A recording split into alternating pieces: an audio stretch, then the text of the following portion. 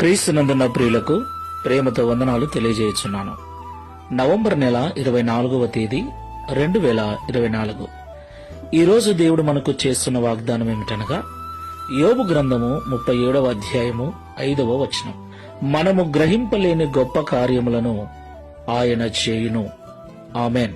నా ప్రియమైన సహోదరి సహోదరులారా, ఎంత ప్రార్థనాపరులమైనప్పటికీ, ఆత్మీయమైన స్థితిలో ఎంత ఎదిగినప్పటికీ, వాక్యము ఎంతగా తెలిసినప్పటికీ, ఈ లోకంలో జీవిస్తున్న మనము కొన్నిసార్లు నిరాశలకు గురవుతూ ఉంటాం, నిస్సహాయత స్థితిలోకి వెళ్లిపోతూ ఉంటాం.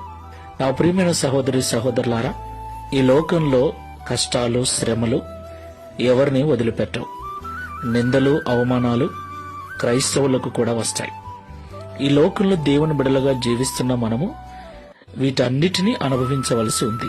అయితే కొన్నిసార్లు ఎంత నిస్సహాయతలోకి వెళ్లిపోతామంటే, ఇక నా జీవితం మారుతుందా, ఇక నా స్థితి సరిచేయబడుతుందా, ఇక నా జీవితం ఆశీర్వదించబడుతుందా, ఇక నేను కోలుకుంటానా, లేకపోతే ఈ వ్యాధితోనే, ఈ బలహీనతతోనే, ఈ ఇబ్బందిలోనే నేను చనిపోతానా అన్నంత భయంకరమైనటువంటి ఆలోచనలోకి వెళ్లిపోతాం.